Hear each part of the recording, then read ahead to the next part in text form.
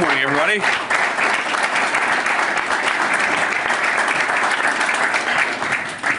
Good morning. Thank you. It's good to be with you. Good morning, Mr. Vice President. Thank you very much for coming to MCC. We have a big audience today, and we would like to have more time, but we have only 30 minutes, so I start immediately. Sure. Why did you accept our invitation to MCC? It's the first time that the US Vice President is coming to Hungary, that you are here, and you are immediately at MCC on stage with a conversation with us. Of course, as you know, MCC is an institution where we have more than 8,000 students in 30 centers all across the countries and in the neighboring countries. We also do a lot of research, a lot of events, and from the age of 10, basically till the PhD, till the end of the PhD studies, we have a lot of students. Why was it for you important to come to us? Well, I'll give you two answers. So the first is that I was having lunch with Viktor Orbán yesterday, and I said, what can I do to help? And he said, go and speak at MCC. And I said, okay. Teach me ever to ask that question again. But no, we're very excited to be here because it is such an important institution. And what I like about MCC is that it shows, I believe this was started in 1996, correct? And what I like is that educational institutions, there's this attitude that certain people have that they should be completely distinct from all democratic influence, from the sovereign will of the people. The idea that the university or the educational institutions stand completely apart and should just basically be able to receive unlimited funding from the taxpayer, even though they don't support the civilization that they were founded on, should receive unlimited resources and unlimited public support, even when they go at the very people that they ask that support from. And I think that what you guys are showing is that academic institutions are part of the civilization that gives birth to them. They're part of the people who actually fund and resource these places. And so what you guys have shown is that you can actually have a university that's committed to excellence, an academic institution, I should say, that's committed to excellence, where students from all walks of life, as you told me backstage, from very young students all the way up to PhD students, can come together, discuss ideas, debate ideas, have a free exchange and open debate amongst yourselves, but also be fundamentally committed to the values that actually make it possible for all of us to live in these great societies together. So much of the academy has tried to destroy the foundations of Western civilization. You can actually have an institution that tries to build up the foundations of Western civilization, that corrects what needs to be corrected, that changes what needs to be changed, but is fundamentally committed to the project that we want to have open debate. We want to have freedom of religion. We want people to walk down the street in public safety. We want borders. We want the type of economies that provide good lives and good wages to our people. Foundationally, it's kind of crazy that so many Western academic institutions are not committed to any of these values and yet expect public support. You guys stand in defiance of that, so I thought it'd be fun to come and spend a morning with you. Thank you.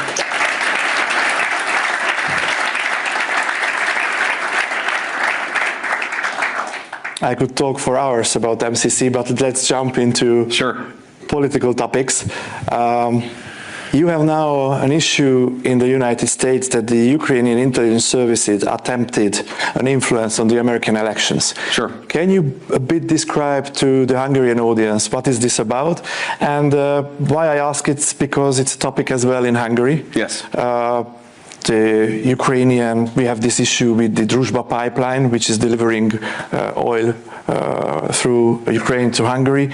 Also, President Zelensky said that if Viktor Orbán doesn't change his behavior, he will send his soldiers to his private address. So also we have an issue with this, this question of Ukrainian influence. What is the situation in your country, and how do you see this in Hungary? So first of all, I wasn't even aware that Zelensky had said that he was going to send private soldiers to the Prime Minister's residence until yesterday. Viktor actually told me that, and then I went and looked it up. Almost couldn't believe it's true, but it's true. It's completely scandalous. You should never have a foreign head of government government or a foreign head of state threatening the head of government of an allied nation. It's preposterous. It's unacceptable. And what I find so interesting about, there's a lot of conversation about foreign influence in our elections. So you saw this back in 2016, where a lot of the American media said that it was a true scandal that the Russian government bought like $500,000 of Facebook advertisements during the 2016 campaign. And for what it's worth, I don't want Russia involved in our elections in the same way that I'm sure you don't want any other country involved in your elections. I've also been told that the Vice President of the United States coming and saying that Viktor Orban is doing a good job and is a helpful statesman to the cause of peace, that's foreign influence.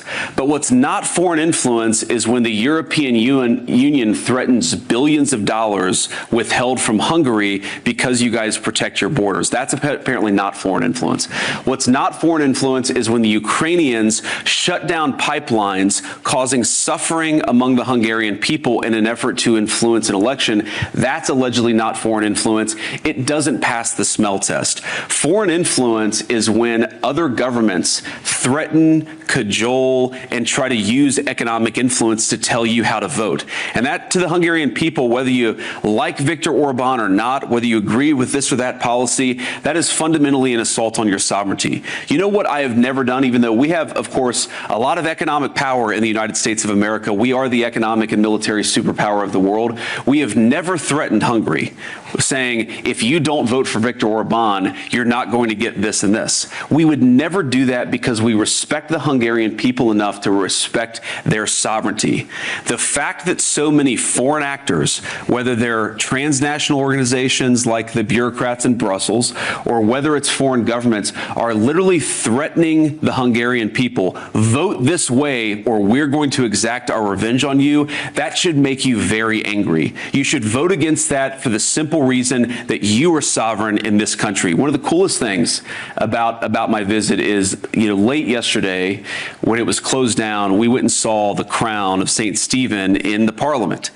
And I love the symbolism of this, of course, because it's one of the oldest, maybe the oldest surviving crown that exists in Western civilization, but it's there at the center of the parliamentary building. What does that mean? That means that sovereignty rests with the Hungarian people. The people are sovereign in Hungary. But for that to be true, the Hungarian people have to reject these foreign influence operations, vote for who they want to be their leader, reject the Brussels bureaucrats.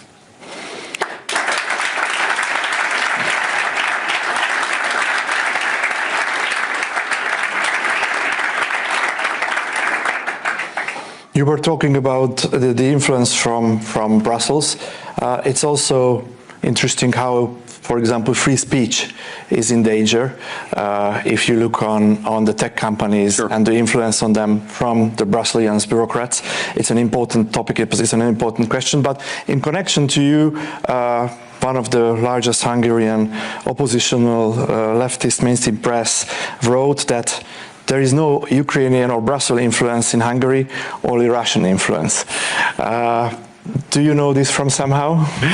I had not seen that observation, but again, I find it darkly ironic that people are accusing me of engaging in some kind of foreign influence. All that we're saying is that Viktor Orban, he does a good job, because he does.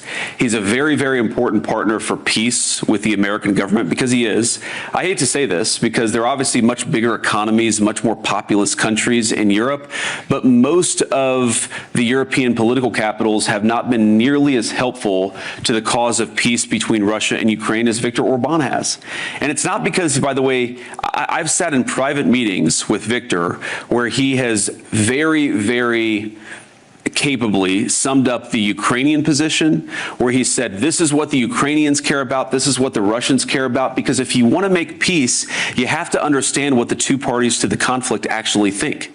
It's not a betrayal to try to understand where both the Russians and the Ukrainians are coming from. It's a necessary component to achieving a peaceful settlement. That's not Russian influence, that's a desire for peace. This is not American influence. Do you know how much, again, I would never do this, but you know how easy it would be for the United States to threaten Hungary economically in the same way the EU has? We would never do that because we respect our friends enough to respect their democratic will.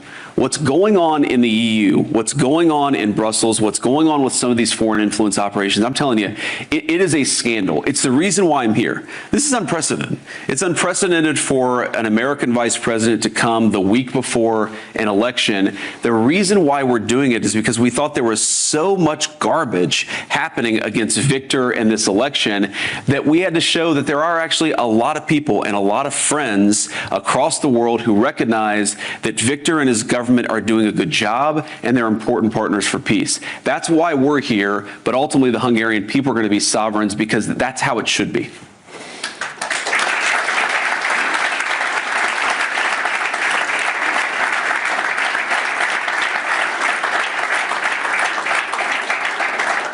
We often hear that we are living in dangerous times. There is an ongoing situation in Iran now, but of course, which is next to our border, is the Russian-Ukrainian conflict.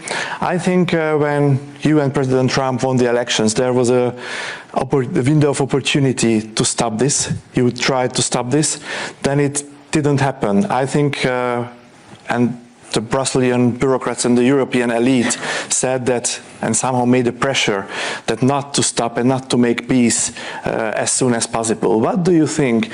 What was the motivations of the Brusselian elite not to make this peace, and how long can it take to make it?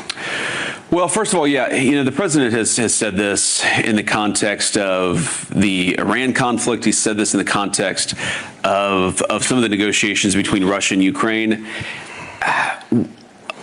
As much as we love Europe, and as much as we love European peoples and cultures, I mean, the United States, as you know, is very much a daughter nation of the European continent. We've been disappointed by a lot of the political leadership in Europe because they don't seem particularly interested in solving this particular conflict. And what the president has said is, it's the hardest war to solve. In some ways, we thought it would be the easiest, but it has been the hardest. We've been at it for now 14 months, and we're just going to keep on working at it. We have made significant progress. I mean, if you go back to where we were in the beginning, where we couldn't even get the Russians or the Ukrainians to put on paper what is it that you want in order to settle the conflict, we've now gotten that.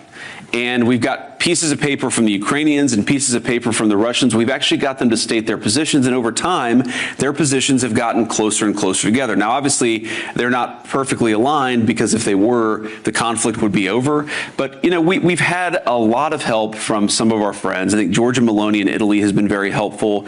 Even some of the Western European capitals have been helpful, at least behind the scenes. But the most helpful has been Victor, because Victor is the one who's encouraged us to truly understand this, to understand from the perspective of both the Ukrainians and the Russians what is necessary for them to end the conflict, and that's why we've made some progress. We haven't obviously made the final amount of progress, but I'm pretty optimistic about this because fundamentally the war has stopped making sense. What I would say to both the Russians and the Ukrainians is, we're talking about haggling at this point over a few square kilometers of territory in one direction or another. Is that worth losing hundreds of thousands of additional Russian and Ukrainian young men? Is that worth an additional months or even years of higher energy prices and economic devastation? We think the answer is clearly no, but it takes, two to tango. So while Victor and President Trump are going to continue to work towards a peaceful settlement, fundamentally, we can only open the door. The Russians and the Ukrainians have to walk through it. And what do you think about Europe? Europe has several problems if we look on the growth numbers of the European Union, on the competitiveness, on the energy prices.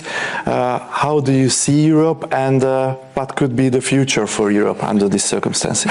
Yes, it's very sad because there's so much. I talked about this in my speech last night a little bit. There's so much discussion in the European press. Do Vance and Trump and Rubio, do they hate Europe? Do they love Europe? The answer is we absolutely love Europe. It's an important trading partner, but most importantly, again, like I said, it's an important cultural cousin of the United States of America. The ideas that founded the United States of America were first birthed on the European continent. We're very mindful of that fact. And of course, we love the people, the culture, the everything about this place. But we do have some disagreements with the political leadership. In particular, why have the Europeans, while saying, by the way, that Russia is the biggest national security threat, why have the Europeans made themselves completely dependent on unreliable sources of energy? Like, if you think that Russia, an energy superpower, is the biggest threat, you should do everything in your power to make yourselves economically and energy dominant, like President Trump has done in the United States. Our European friends have done the exact opposite. If you look at the cost of electricity in the United Kingdom, which is way underinvested in their energy resources, UK families are paying 4 times, 5 times, 6 times what United States citizens are paying for electricity. Now, obviously, I care most about America's citizens. That's who I'm elected to represent. But isn't it a scandal that middle-class Brits, that people who are working hard and playing by the rules, can't afford to heat their home, can't afford to transport themselves to work because their leadership has made energy so expensive? Isn't it a scandal that when normal people on the European continent try to talk about what's going on in their governments, they try to criticize their governments, they try to exercise their rights of free speech, those governments then go to American social media companies and say, you must censor the citizens of your own country because we don't want to hear them.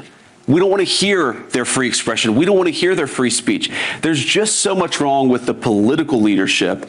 And I would particularly say the bureaucratic leadership in Brussels, right? People who aren't elected, who are not responsive to the democratic will, and I think have made the European continent less secure, less free, and less prosperous. The reason why we make criticism of European political capitals is because we want Europe to thrive, and we think they're making a lot of mistakes. I've had a lot of conversations with European friends, with European heads of state and government, and it's always funny. They always say, well, the United States it defies economic logic.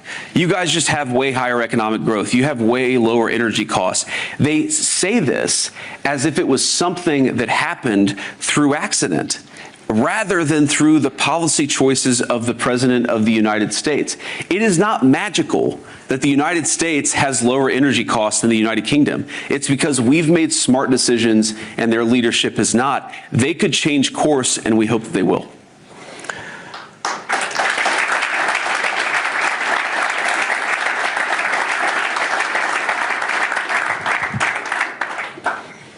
I have the opportunity now to ask you about Iran. There are latest developments, I think very positive developments during the night that we received, that there is a ceasefire.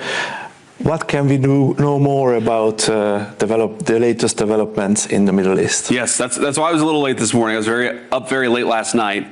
And talking about that, look, I do think there are good developments here. And let me just say a few things. First of all, what the president set out to do was decimate the Iranian military, decimate their ability to wage conventional war. And that military objective, as the president said yesterday, as I said yesterday, has been achieved.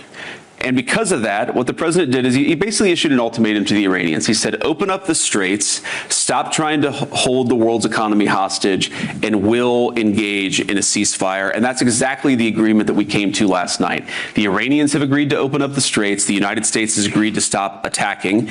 And that, not just the United States, but also our allies, have agreed to stop attacking. And that is the basis of this fragile truce that we have, which is now, 8 to 12 hours old.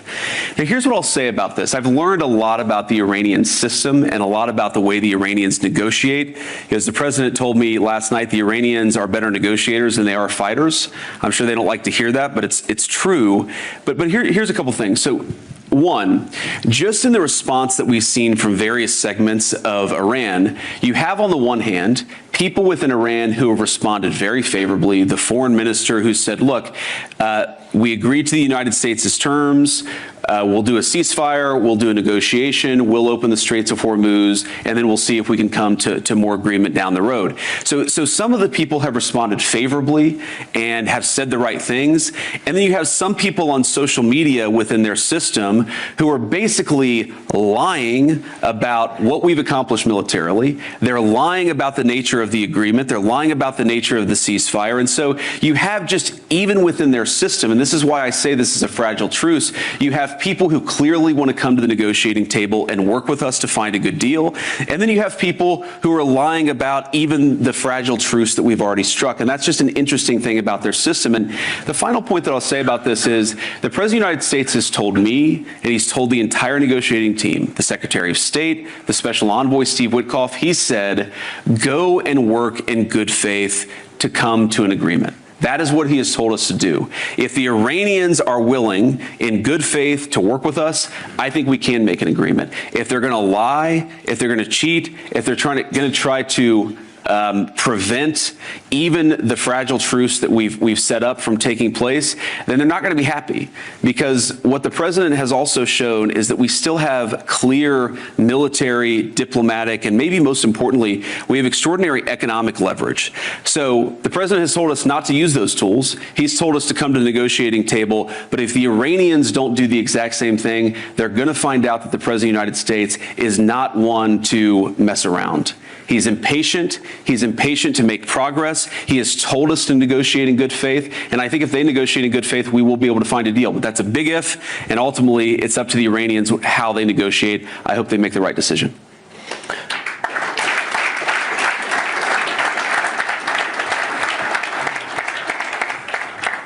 We are here with a lot of talented Hungarian students. You talk a lot about education. Yes. How do you see the future of education? In which direction should it be developed? And do you know a bit the Hungarian education system, especially the tertiary education system, our university system?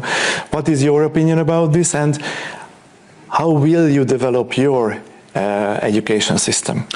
Well, I like that the Hungarian university system has imposed what I would call some democratic constraints here. The taxpayer should not be expected to fund radical gender ideology. The taxpayer should not be expected to fund sets of ideas. Now, people have free speech, of course. They can say whatever they want to, but you're not entitled to taxpayer funding if you're advocating civil unrest and violence in the streets and gender ideology. Ultimately, the taxpayers, they're the ones who decide what they're willing to fund, and they should be the ones making that decision. So I really admire that Hungary has actually brought some common sense back to the connection between funding and the university system. You can say whatever you want, but in Hungary, you don't get unlimited subsidy if you want to say something that's really crazy or that promotes violence, et cetera. I think that's a very important thing. I think in the American system, we're making progress in that direction. We've said to the university system in the United States that you're no longer allowed to discriminate based on race. This sounds crazy, but 3 years ago, not only were they allowed to, but they were actively encouraged to discriminate against white students, against students of certain faiths. They were told, against Asian students, they were actually told that you had to have a higher score if your skin color was a certain tone, and a lower score if your skin color was a different tone. That's a violation of the American law. That's a violation of the American Constitution. That's a violation of basic morality. And the United States has now stopped that practice thanks to the leadership of the President and our Secretary of Education. So we're making progress, I think, in frankly reining the university system in. Less discrimination, more promotion of free speech, more recognition that taxpayer funding is not unlimited. And that's a very good thing. And I think, fundamentally, the education system has two roles. It has to prepare people to become effective and capable workers. They have to have the skills necessary to contribute to the modern economy, and they have to have the thought processes. They have to have the ability to think critically so that they can participate in a modern democracy. And I think that's what the education system has to do. For too long in the West, what it did is it didn't teach any useful skills, and it also brainwashed students. So it failed on both of those accounts. What we're trying to do in the United States, and I think you guys are trying to do in Hungary, is make sure that if you get a university degree, you have one of two things, and hopefully both. You either have a useful skill for the workforce, or you have the ability to think critically about society's challenges. And again, ideally you have both of those things. If you don't have those things, you shouldn't be paying for an education.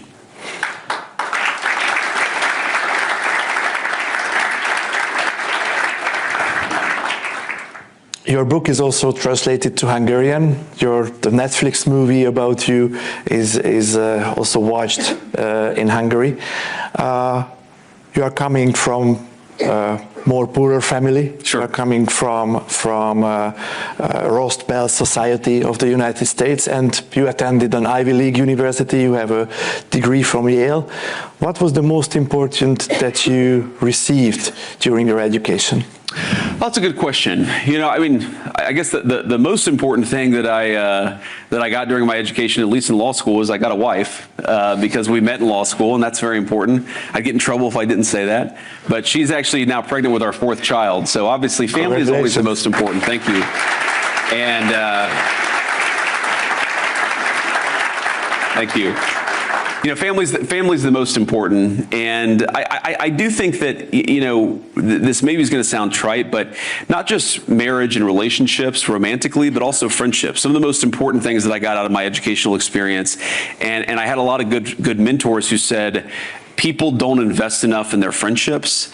This is a great opportunity to build the kind of friendships. If you're a young person, you're in university, to build the kind of relationships that really can last a lifetime. I think it's a very profound and powerful thing. You shouldn't, you know, yes, you want to get an education. Yes, you want to get a good job, but you also, you know, you're spending 4 years with people, maybe longer. And I think you should take that opportunity to really get to know what you're interested in, who you are, and who you want to build a life with, because that's one of the best things that I think you can get out of an education. But I think that just, if you set aside the relationships, I think the most important thing that I acquired, if I'm being honest, at Yale Law School in particular, is that I learned how elite social networks actually work. Okay, like when I looked at this from the perspective of my hometown and I said, why are all the people who have the fancy jobs, why do they have this credential? Or why are all the people who are on the Supreme Court? Or why are all the people who have been in positions of political leadership? Why do they all seem to know the same people and come from the same world?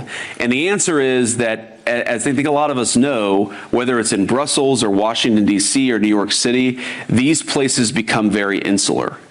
And they're, you know, there are things about that just are. They're not good, they're not bad. It just, these places are insular. They're built around relationships. They're built around who you know.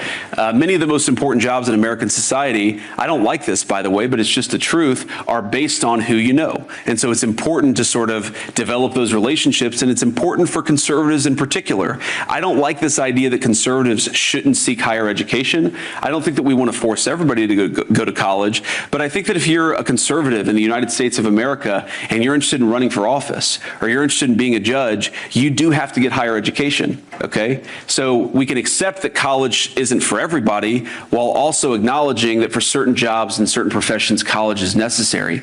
But I think the very negative thing that I learned about it is that these social networks, because they're so insular, they also become very self-reinforcing. I think there are people who have political power in the United States of America, and I'm sure in Brussels too, who have no idea what the majority of Americans actually think about a given issue. They've actually never talked to a normal American, an American who comes outside of these social circles. I mean, I would meet people who went to a fancy prep school, who went to a fancy university, who went to a fancy law school, and had never spoken to a person from my home state of Ohio, even though, you know, it's at certain parts it's a 4 or 5 hour drive from Washington, D.C. And so I think one of the fundamental things that has to change, I don't know about the Hungarian system, but about the American system, is that unless we make education less, unless we make it, frankly, more of a meritocracy, where people can come from all over the country based on merit rather than on who you know, I think the system is fundamentally doomed. And maybe the most important thing about eliminating racial discrimination, particularly against middle-class white kids in the American education context, is not just the moral part of it, okay? The moral part of it I care a lot about. I don't want to discriminate against black kids, white kids, Latino kids. I don't want to discriminate against anybody based on your skin color. I think it's gross and immoral. But a very, very important part of it is that you're going to have actually greater geographic diversity in our universities, because you're going to have people coming from all over the country to study. I think that will make those social networks less insular and less self-destructive. What would be your, there is an applause. What would be your final message to the MCC students? Here are young individuals, 18, 19, 20. What would be the most important that they should be very careful? And if you would be as young as they are now, how would you do your career? I'd say enjoy your youth while it lasts, because one day you'll wake up and you'll be 41 and you'll have a glass of wine at dinner and wake up with a headache the next morning and be talking to this fine gentleman. So enjoy it while it lasts. But I think the piece of advice I'd give to you, and I give it to American students, American conservatives in particular, is resist the temptation to think that victory is immediate or that we're going to win back our civilization through instant gratification. This institution was founded in 1996. It's far more influential than it was back then, but I think a lot of people, this is particularly true in the United States of America, if they see something that the administration does they don't like, they say, oh, that's not what we voted for, we're going to check out of politics. No. That's the exact wrong response. If we do something you don't like, the response should be to get more involved, to make your voice heard, and to try to push things in the direction that you want them to be pushed. Our civilization was not built overnight. It's not going to be saved overnight. And so what I'd encourage you to do is stay involved, be patient, and don't let disappointment turn to checking out of the system entirely. There's way too much of that, I would say, in the Anglo system and the American system. There's way too much, I didn't like this thing that the vice president said, or I didn't like this thing that the president did, and I'm going to completely check out.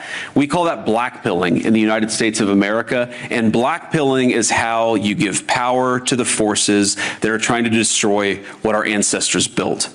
We need to take power back from those people and build the kind of institutions that can actually save our societies. It will not happen overnight. It will not happen in the term of one prime minister or one president, but it will happen so long as we keep our faith in God and we work hard to achieve it. That's what we have to do.